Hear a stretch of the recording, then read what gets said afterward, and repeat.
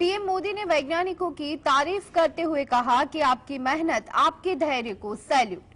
वैज्ञानिकों को संबोधित करते हुए भावुक हुए पीएम मोदी। क्या की बड़ी घोषणा, देखते हैं स्पेशल रिपोर्ट अंदर की बात में। बेंगलुरु में इसरो के वैज्ञानिकों को संबोधित करते हुए पीएम मोदी चंद्रयान-3 की सफलता से भावुक हो गए। इस दौरान प्रधानमंत्री मोदी वैज्ञानिकों की तारीफ करते हुए थोड़ी देर के लिए चुप हो गए और अपनी भावनाओं को संभालते हुए उन्होंने आगे अपनी बात रखी। प्रधानमंत्री मोदी ने वैज्ञानिकों की तारीफ करते हुए कहा कि आपकी मेहनत, आपके धैर्य को सैल्यूट। पीएम मोदी ने कहा कि यह आज का भारत है, जुझारू भारत। आप सबको सैल्यूट करना चाहता था।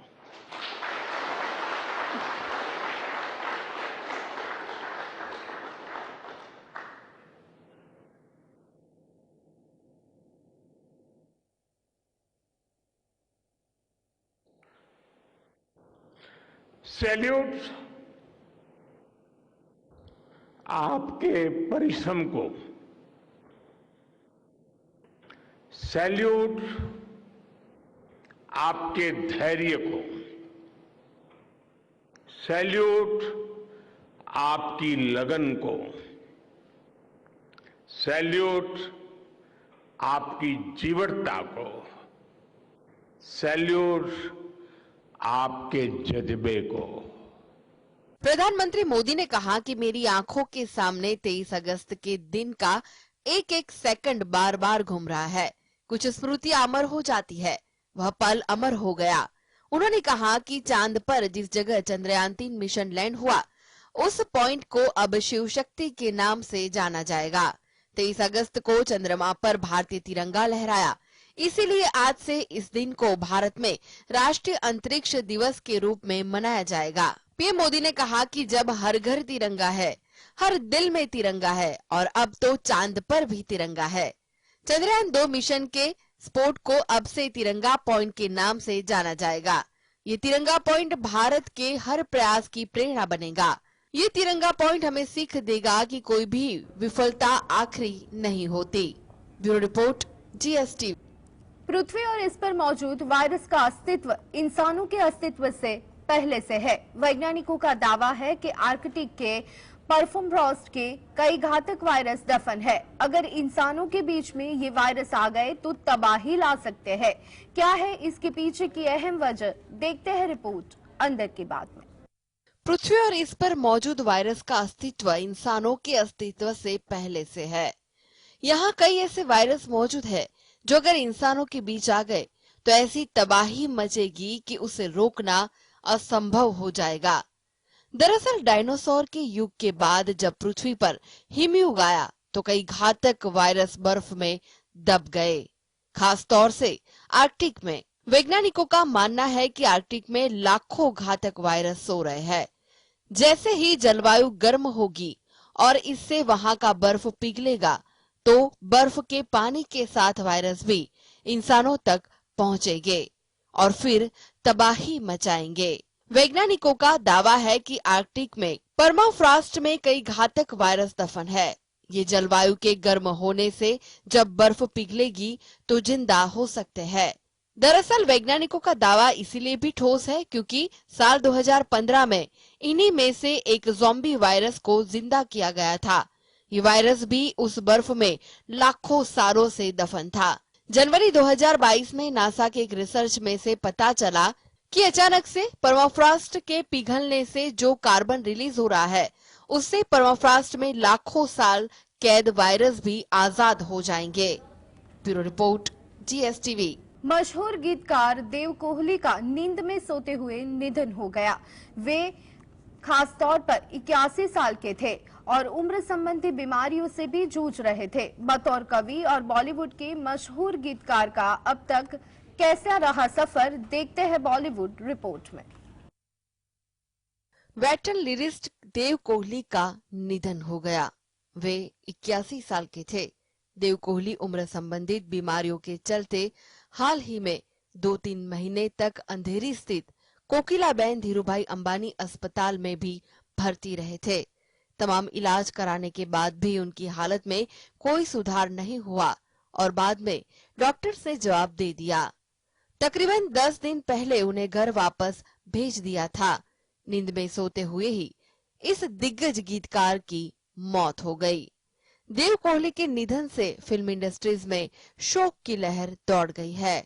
देव कोहली ने लाल पत्थर, मैंने प्यार किया, हम आपके हैं कौन, बाजीगर, जुड़वा 2, मुसाफिर, इश्क, शूटआउट 8, लोखंडवाला, टैक्सी नंबर 911 जैसी 100 से भी ज्यादा फिल्मों के लिए सैकड़ों सुपरहिट गाने लिखे थे।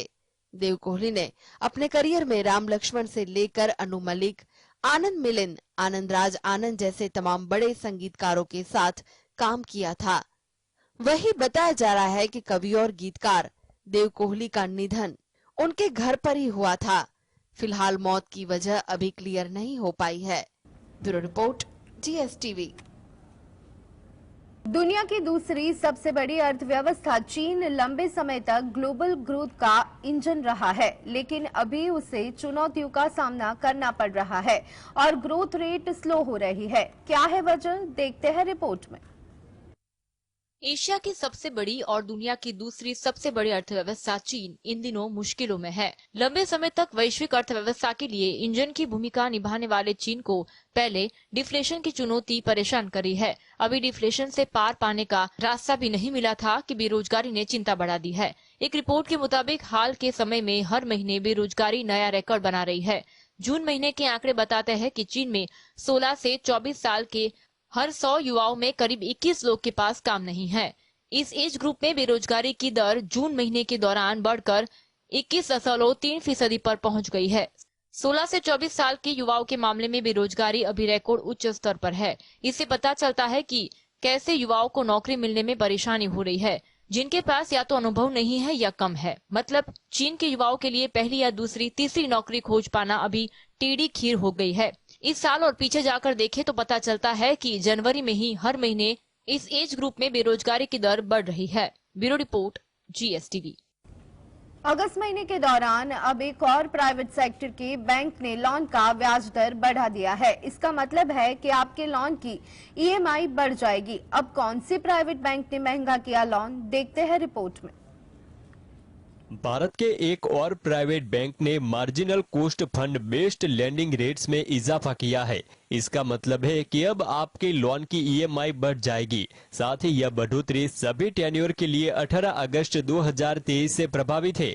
RBI रेपो रेट 6.5% पर स्थित है। जिस बैंक ने लोन के ब्याज दर में इजाफा किया है वह भारत का तीसरा प्राइवेट बैंक एक्सिस बैंक है। अब नया MCLR बैंड रेट का रेंज 8.95% और 9.30% के बीच होगा। ओवरनाइट MCLR रेट 5 BPS की बढ़ोतरी के साथ 8.95% हो चुका है, जबकि 3 साल और 6 महीने टेन्योर के लिए MCLR रेट 9.5% और 9.10% हो चुका है।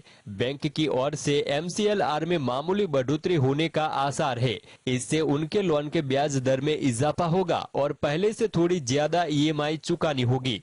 अगस्त माह के दौरान एक्सिस के अलावा HDFC bank, ICICI bank, Canara bank, bank of Baroda और कुछ और बैंक ने MCLR में बढ़ोतरी की है। Bureau report, GSTV। Adani Hindenburg मामले की जांच रिपोर्ट की बात करें तो सेबी ने सुप्रीम कोर्ट को क्यों मांगा 15 दिन का समय, क्या है वजह, देखते हैं रिपोर्ट अंदर की बात में।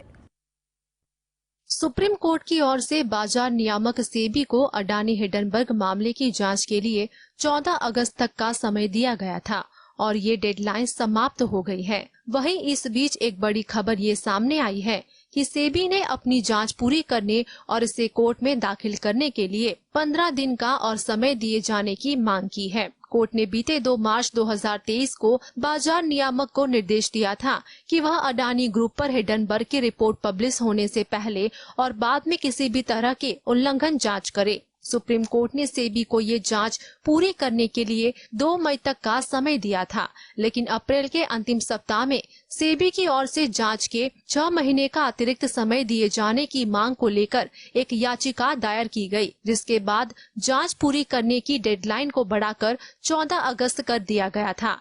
और SEBI ने फिर से 15 दिन का और समय मांगा है। अडानी हिंडनबर्ग मामले में अब सुप्रीम कोर्ट 29 अगस्त 2023 को अगली सुनवाई कर सकता है। दरअसल ऐसे में जांच के अन्य पहलुओं पर गौर करने के लिए अतिरिक्त समय दिया जाना चाहिए। Bureau report, GSTV। पाकिस्तान से ड्रग मंगाने के मामले में गैंगस्टर लॉरेंस बिश्नोई को नलिया कोर्ट में पेश किया गया। फिर क्या हुआ, अब कोर्ट में कब होगी असली सुनवाई, देखते हैं स्पेशल रिपोर्ट अंदर की बात में। पाकिस्तान से ड्रग्स मंगाने के मामले में गैंगस्टर लॉरेंस बिश्नोई को कच्छ की नलिया कोर्ट में पेश किया गया। कोर्ट ने लॉरेंस को 4 दिन की रिमांड पर भेज दिया। मांगणी अलग अलग प्रकारनी હતી। એમાં 14 દિવસના ફરી પાછા રિમાન્ડની માંગણી કરેલી।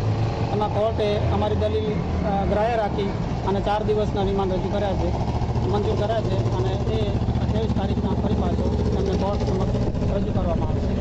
जानकारी के मुताबिक कुख्यात गैंगस्टर लॉरेंस बिश्नोई की 4 दिन की रिमांड कोर्ट ने मंजूर कर ली है।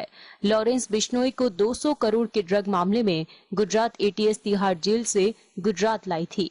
लॉरेंस को कड़ी पुलिस मौजूदगी और सुरक्षा व्यवस्था के साथ अदालत में पेश किया गया।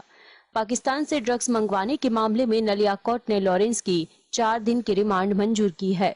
2022 ATS और कोस्ट गार्ड ने जखौ समुद्र में एक ऑपरेशन के दौरान पाकिस्तान से आ रही अल्तव्यास्या नाव से 200 करोड़ रुपए की 40 किलोग्राम हेरोइन जब्त की थी।